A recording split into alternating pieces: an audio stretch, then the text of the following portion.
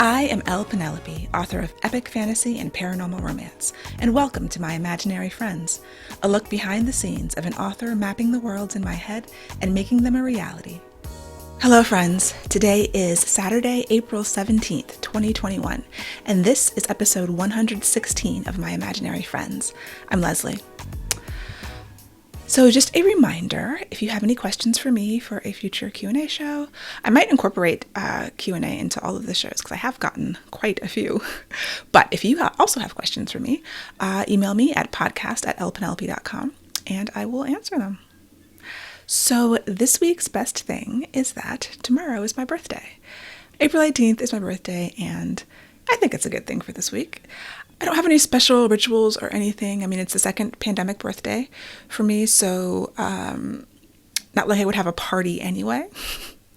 But the other best thing this week is that I had my first vaccination. My arm currently feels like a grown man punched me in it since I had it yesterday. Like I was like, oh, I feel pretty good. You know, it's a little bit sore, but I was sore anyway from working out. And then over the course of the day, it got more and more sore. And then this morning, I was like, ooh, okay. And I imagine this is how it would feel if a grown man punched me. I've never been punched by a grown man, or really anyone. So let's knock on wood. That continues. But at first it was like regular soreness. I couldn't really differentiate it from the rest of my body because I had a very hard workout on Wednesday. And then it did get worse. But that's been it so far. So I feel grateful and lucky. And so anyway, because of that, everyone in my family, my husband, my brother, my mom, her partner, everyone I would want to see with regularity, even though my brother lives far away, is vaccinated. And so one day travel can begin, and I don't feel any guilt whatsoever in seeing them. So my birthday celebration will be low-key with family, but I'm very happy to see another year. I'm ending my tenure as the same year as The Secret of the Universe, according to Douglas Adams. And I guess I'm entering the end of my early 40s. Let's call it that. I am slowly practicing thinking of myself as being 50. Now it's 7 years away, but it's never too early to start thinking about it. Anyway, in writing news, this week I have been plotting my new project and revising, doing the final pass of the heist story.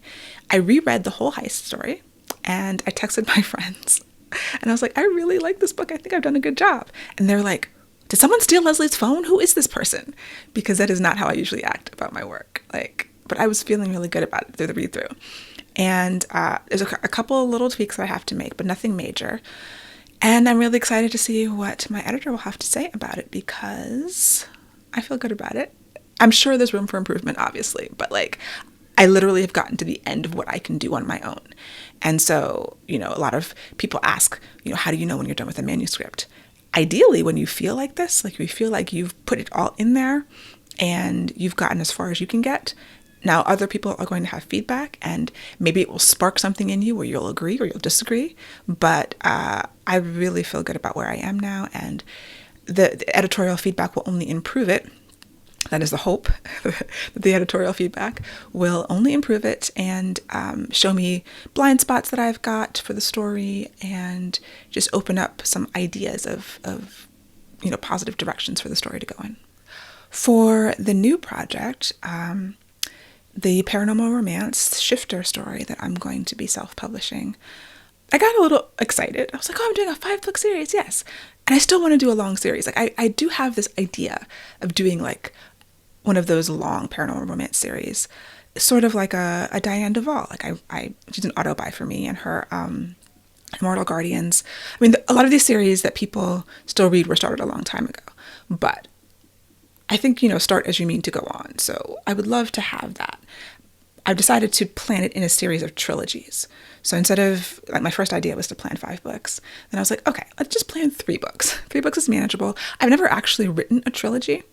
And I think it would be interesting, another interesting challenge to do that. It would be a different couple per book in this paranormal romance.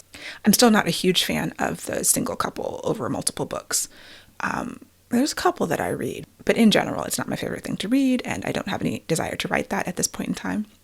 So I don't know if they would actually be standalones. Like, once again, my template for this new series is also the Ars Numina series by Annie Gary. And I guess that could be all standalones, but it makes much more sense just to read them in order. I don't think I'm going to be overly concerned about making them standalones. That is one of the other problems with my Angel series. So there's 2 books in the Angel series that are out. They are actually both standalones.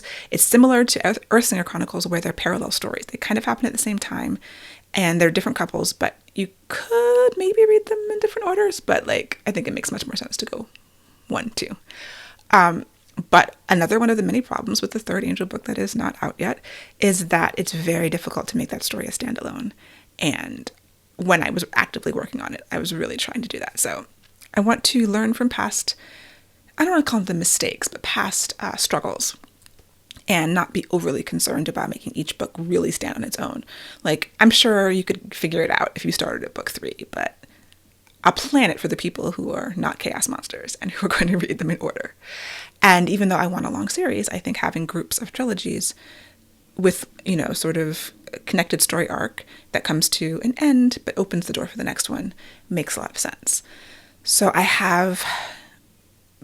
I'm planning, obviously, the most on book 1, because that's the one I'm going to start writing. But I wanted to know the arc of all 3 of them, and the characters and the basic struggles. And then I've got the basic ideas of the 2nd trilogy. And I'm not going to go past that right now. I have like a sentence or 2 about what the arc of the 3rd trilogy could be. Because, you have to sort of plan the villains, and then if the villain is going to be defeated in one, then the next villain has to show up, so to push you forward. So I'm doing a bunch of things at the same time, and it's a lot of fun because I've never done this before. I mean, Earthsinger Chronicles technically is 7 books with the novellas, but I didn't plan them out ahead of time with any sort of detail. It was like, okay, these are the 4 books, these are the 4 couples, this is where it ends, this is kind of what happens in each book. The novellas came as like, oh, well, it would be really cool to learn about this piece of backstory and this piece of backstory and how they got to where they were. But it wasn't a detailed planning process by any stretch of the imagination. So I'm trying my hand at that. And I don't want to get too detailed because I do know things change. And so this is all just another grand experiment. Like, can I plan loosely, 2 trilogies with room for more that would be 1 series? But because I don't think you would be able to start the 2nd trilogy. Like, you don't start at book 4 again. I'm just calling them that in my mind so I can organize the sort of the larger plot thread, where this one problem is the concern of the first 3 books, and then each book is its own entry and its own, couple that gets together. So yeah, it's kind of been what's on my mind this week and what I've been working on. So I've got a good outline, a good synopsis of the first book, and I'm going to start fast drafting it this coming week. And I have my eye on a target release date that I'm not going to share yet, but it's on my Gantt chart. All the target release dates are on the Gantt chart, of course, that I talked about last week. Planning the schedule really helped ground me, and it's like I wish I could write them faster, but it's already sort of an aggressive schedule that I'm interested to see if I can meet. But yeah, it's really invigorating. And I'm diving back into like self-publishing knowledge, which I haven't really paid attention to in the past few years. And I don't have the time or mental space to fully focus on it, but I know that there's plenty of info out there for when I'm ready to start like marketing and all of that stuff. And that is daunting and exhausting to contemplate. So right now, yeah, I'm really like, I've got to write the book, of course, before I can market it. But I have part of the process of writing the synopsis so that I can create the outline so I can write the book is writing the blurb. So I do have a basic version of the book blurb, like the back cover copy. And I think that helps to organize the plot. Like actually, when I was writing the blurb, I made a decision. I had been waffling about some of the backstory aspects of the main character. And I was like, well, this would sound really great in the blurb. So if I make this decision, it makes the blurb really pop. I'm like, okay, yeah, that will be it. That's her backstory now. Maybe that's a mistake. I don't know, but it feels right at the moment. I remember hearing interviews from authors about how, they'd have to write the hook at the beginning. They write their ads first and then they write the book, because once they know they have a good hook for the ad, then they know they can sell the book. It's an interesting concept. I already had the story, but it was just like, if I can use marketing ideas to make decisions. As I'm saying that, it sounds really bad and mercenary, but I think it sounds smart and savvy from a business perspective. And you're always sort of pulled in different directions. If it was something like, oh, I'm changing the whole story because of this marketing thing, that wouldn't feel right to me. I did change the story and hone it and sort of whittle it down because I had talked previously about it was just out of control, like the world building had gotten away from me. And B, I really want to write a romance, and there was too much plot. And I love plot, and I think that plot is important, and there's still a lot of plot in this book. Like I haven't taken it all out, but when I had to trim some of the excess world building, I wanted to streamline it. I wanted to be about these two people in this world battling the forces that they're battling, but also showing them falling in love. And romance is always sort of the last thing I think about, even though I really want to make sure it's in my books. Whenever I talk to my friend Inez about the story, she's like, okay, but where's the romance? And I'm like, oh, well, it's in there. Like, I didn't tell you about it. Like, I was talking about the enemy and the fighting and the monsters, but trust me, the romance is there. She's like, yeah. So when I was doing this, knowing that that's kind of how I approach things, I wanted to put the romance forward. And I did make certain decisions in the synopsis that pushed that forward and tried to enhance that, which is also something I haven't necessarily done before, like consciously at this point in the process.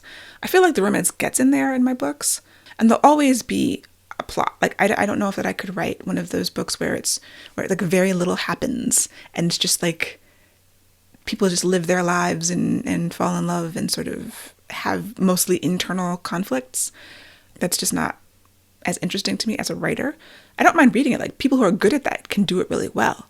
I don't think that that's my strength. So it's still going to be a lot of plot, but also I'm trying to make these 70,000 words. And so I was like trimming, like this sounds too long. They don't need to do this. Like focus on the plot and the romance, and that is my goal. Also, I will be releasing the Ersinger Chronicles novellas in a month or so. And so I finalized the cover for that. I actually licensed some artwork that I'd found online. So I contacted the artist and asked if it would be okay for me to use it as a book cover, or we agreed on a price. And so that worked well. So that is for the third novella, for Echoes of Ash and Tears, which was in the anthology, so it didn't have its own cover. So I'm going to actually release that one as a standalone once we agreed on a time period of like 6 months of it being exclusive in the anthology. And then also I'm going to release my collection of the novellas in print and ebook. For a while, I wasn't sure about releasing Echoes on its own because I'm going to do the collection and it's already been available. But it really wasn't that much more effort to get a cover this way as opposed to commissioning a cover, which I've done for the first two novellas. I commissioned an artist who did the illustrations of the novella covers. And that takes a lot of time, and I want to release this in May. So I was like, well, I don't really have time. And I'd found this art. It had been on my Pinterest board. So I was like, well, let me just see if I can, get a decent price for it and not have to go through the commissioning process, which is actually, wasn't that the price wasn't that big of a difference. It's just figuring out to tell them what I want, where I was like, well, this is basically what I want. The style is a little bit different than the other two, but they're already different from the main books because I'm self-publishing them and I couldn't get the same artist who did the novel covers. So I've been going in a slightly different direction with the novellas. I like them. They make me happy. And so now I'm just sort of designing the collection, ebook and print covers, getting the text for the cover of Echoes, because I do the typography on them, and just kind of planning what I'm going to do for that release. It's going to be kind of low-key because, the novellas have been available elsewhere. I think this is just for the diehards who want a print version and who might want an ebook version, and the people in the future who will be coming to the novellas, I think. So yeah, those are kind of two biggish self-publishing tasks that are going on right now. But it's good. It's good to get back into it and to focus on this stuff. Have something for me that I can control everything and exert that control energy that I don't have with the trad books. In healthy writer news, I've been having a problem with my ulnar nerves. So about a week and a half ago, I noticed that my elbows were numb and my pinkies were numb on both hands. I thought, well, that's very odd. And my husband, who is a doctor, was here, but he was in meetings all day. And I was like, he needs to get out of meetings so I can ask him what the hell is wrong with my elbows. So I Googled it, of course, and I figured out, which he confirmed when he was finally free of his meetings, that it's my ulnar nerve. I think it's cubital tunnel syndrome. We've all heard of carpal tunnel. I'd never heard of cubital tunnel. But carpal tunnel affects your thumb and your first few fingers, and the cubital tunnel holds the ulnar nerve. And this is, don't quote me on this, but this is what I remember from what I read, and affects your pinky and part of your ring finger. So apparently, being on the computer, typing all day long, and then reading my Kindle, holding my Kindle up to my face like for hours every night, has impacted my ulnar nerve. And it's just a weird feeling. It's a little bit of tingly, like when you hit your funny bone, and then it's a little bit of weird numbness, and then a little bit of weakness. It's a lot going on. And I've had wrist problems in the past, which have been mostly okay. They've been slowly, they're not 100%, but I don't know if they ever will be 100% from when I sprained both of my wrists 2 years ago. But I've been able to do what I need to do until this new problem. So my solution has been so far to, I've already was very cognizant of my ergonomics sitting here at this computer. I had gotten a new chair recently, and I already have a sit-stand desk, so being even more just aware of my positioning, like legs at 90 degrees, arms at 90 degrees. But part of the problem with this is having your arms at 90 degrees is part of what's causing the problem with my nerve. And I think even more so has been the reading. Like I stepped up my reading the past couple of months, and just been reading a lot, like every night, and holding the Kindle up because I take my glasses off so I can actually see the text, and I hold the Kindle pretty close to my face. So I've had to change my behaviors, take more rests. I do have a rest timer on my computer that I've been using for eye strain, like every 20 minutes, look 20 feet away for 20 seconds. And there's a program for the Mac called Rest that allows you to set a timer. So every 20 minutes I have that, and then once an hour it rests, it pulls up a rest for a minute. And usually I just do the 20 seconds and I cancel the rest of the minute. And that's what I had been doing. And I was like, okay, I need to actually take my minute, stand up if I'm sitting, walk around, like make my arms, take my arms off of the desk, rest them, stretch them. And then in the evenings, not holding my Kindle. So I've had to really reposition myself for reading so that I'm not holding the device up and causing additional stress. So whatever I can do to keep my arms in a different position than what I have been keeping them is what I've been trying to do. And that's the first step. So I'm going to see, if I can address this through changing my behavior, through additional stretching. And I already have my regular doctor appointment in a few weeks. So if it's not clearing up or improving by then I'll look into other options like physical therapy. I was like, I do not want to have to go into physical therapy again. As much as I love my physical therapist and she's helped me with everything I've gone to her for, I was just thinking, it's been a year since I've been out of physical therapy and I'm really enjoying not being back in. But I also believe that physical therapists are like magicians because they fixed me. They fixed my knees, they fixed my wrists to the degree that they can be fixed.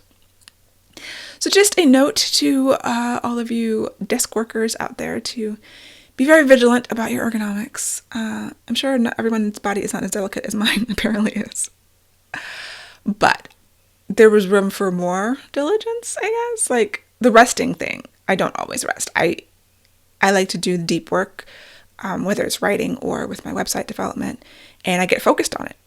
And I know that my posture slips and that I lean forward and that I'm like slumped down sometimes. And, there's all kinds of other things. So I adjusted my desk position. I have this footrest that doubles as a mat for when I'm standing.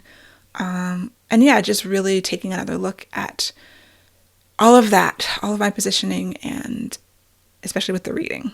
Because I think that was probably more of a culprit than anything else. Because I've been binging some series, and I've been finding decent things to read. Sometimes I'll wade into a reading desert where I'll, quit 3 or 4 books in a row, DNF them. So read the first couple chapters and then be like, not feeling it. Next. So yes, everyone stay healthy, stay safe, stay ergonomically correct to the best of your ability so that you can have the health that you need to do whatever you want to do. And so it's not so bad as it's actually preventing me from typing or anything. It is an incredibly weird feeling, and it's unpleasant, but it's not actively painful. But I want to stop it before it gets worse. And finally, new podcast alert. Friend of the show, Elodie Novodatsky, has a new podcast. It is called A Self-Published Author's Diary. And she has a lovely French accent that you can listen to in your ear if you subscribe to her podcast. I will put the link in the show notes, but you can go to aselfpublishedauthorsdiary.com to find her podcast. She's a listener of the show, and I'm happy to know that I was one of her inspirations, and I've been listening to their first few episodes, so I enjoy them. I would recommend them if you were interested in this sort of genre of author diary type of podcasts. Her publishing journey is really interesting because she's French originally, and she has a lot of foreign language, like translations and books and dual versions, and is just doing really cool stuff. So check that out. And another podcast that I've been meaning to mention and have forgotten, but they recently joined the Frolic Podcast Network, is the Dear Romance Writer podcast. So this is hosted by Avery Flynn, Rowan Parrish, and Zio Axelrod. They are 3 amazing romance writers. And it's sort of like a Dear Abby, like you write in with your romantic entanglements and problems, and they give you dubious advice from romance writers. But it's a fun show, so I would recommend that. That's dearromancewriter.com. The podcast world is increasing. My podcast listening is like ebbing and flowing. Also, I'm trying to listen to more audiobooks as a way to rest my arms. And I'm having a love-hate relationship. I don't know why I say love-hate. I don't love it. It's helpful for like my body, but I can't sink into an audiobook, like a fiction audiobook, the way that I do when I read. It's a very different experience. And I am continuing to try it to see if it will get better. But it's like, I don't know if I enjoy the books as much. And I wonder if I would have enjoyed them more if I read them and I felt completely immersed in the world. Anyway, that is it for me for this week. My goals for this week are to or maybe not complete, but continue in the tweaks and revisions to the Heist manuscript, and to start fast drafting the new paranormal romance shifter book, and continue with the marketing. I'm starting to market Requiem of Silence, which comes out in 4 months, and thinking about novellas. A lot on my plate, a lot going on to my scheduling and my project management system, but it's all good stuff and it's all really exciting. So I will talk to you next week. For episode show notes and to sign up for the Footnotes newsletter and get the show notes in your inbox, go to myimaginaryfriendsshow.com. Subscribe wherever you get your podcasts and watch the video episodes on YouTube. I would really appreciate a rating and review to help support the show. And My Imaginary Friends is part of the Frolic Podcast Network. For more podcasts you'll love, go to frolic.media/podcasts.